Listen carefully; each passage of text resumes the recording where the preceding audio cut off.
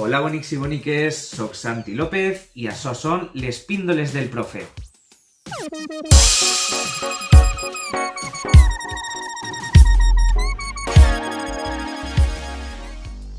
Així estem una setmana més al taller de poesia de les píndoles del profe. Aquesta setmana anem a mirar la vida i obra de la poetessa Maria Mercè Marçal.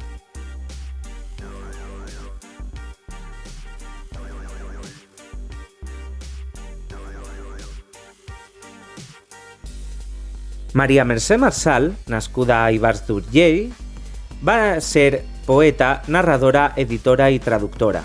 A més, va ser una gran activista política, feminista i cultural. Les seues obres més conegudes són Cau de llunes, Bruixa de dol o La germana a l'estrangera. Respecte a la seva temàtica, es tracta l'amor lèsbic, la maternitat o el dol.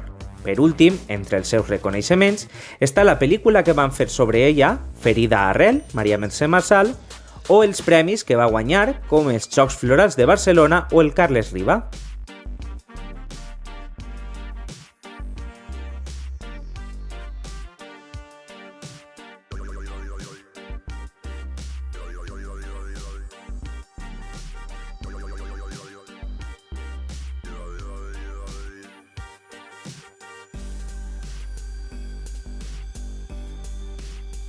La veritat és que va ser una vida prou interessant.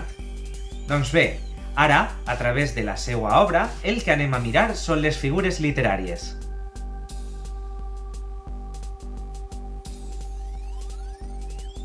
Anem a aprendre figures literàries a través dels poemes de Maria Mercè Marçal i el primer que vegem és la comparació.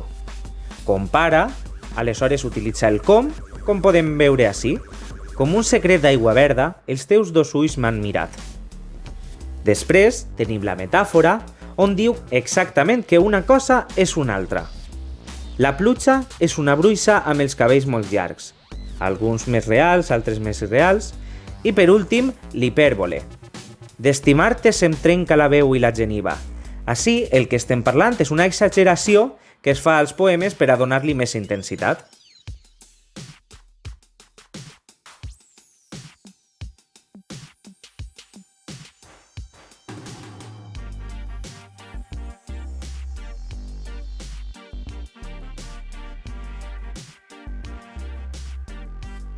Molt bé, hem vist les figures literàries i ara el que anem a intentar és trobar aquestes figures que trobem en alguns dels seus poemes. Bé, anem a recitar Els núvols duien confeti a les butxaques. I diu així: Com un secret d'aigua verda, els teus dos ulls m'han mirat. Ai, estrella marinera, ai, adeu, estrella de la mar. La mar aguarda un cor d'estrella a l'avenc del teu mirar. Anna, Anna, marinera, traginera de la mar. L'arc del silenci tibat i persageta l'estrella. Ai, adeu, marinera, Anna de la mar. Com un secret d'aigua verda, els teus dos ulls m'han mirat. Ara sí, ha arribat l'hora. Anem al nostre taller de poesia. Molt bé, doncs ara ens anem a la part del taller de llengua, més ben dit. I bé, aquesta setmana anem a intentar fer un poema sobre alguna persona, preferiblement dona, que admirem, i intentem utilitzar diferents figures literàries. Bé, doncs jo, per exemple, la dona que més admire és la meva mare, aleshores el meu poema es va dir Mare.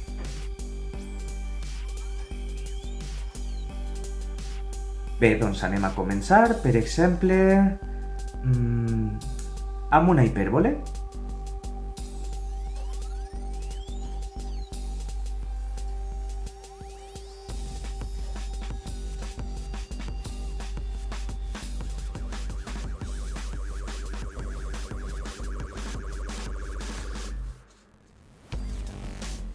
Per exemple, la meua mare té un cor que no li cap en el pit.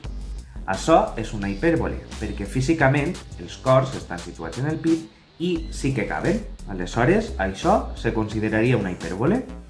Anem a continuar amb una metàfora.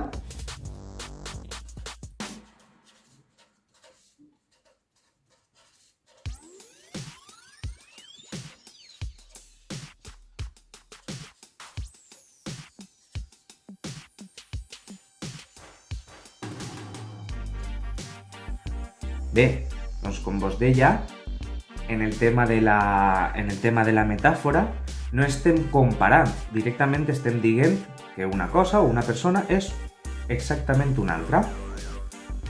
I per últim,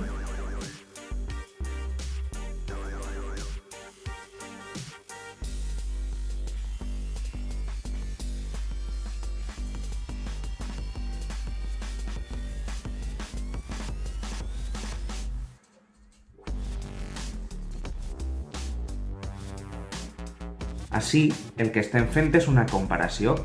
Una cosa que es pot agradar és que ens llisquen un conte abans de dormir. Doncs bé, jo estic comparant amb ma mare amb aquesta sensació tan bona de que llisquen un conte abans de dormir.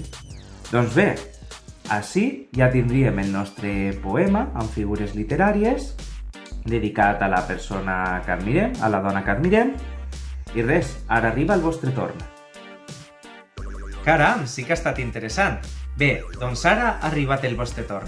Espere els vostres poemes i fins la setmana que ve. Moltes gràcies!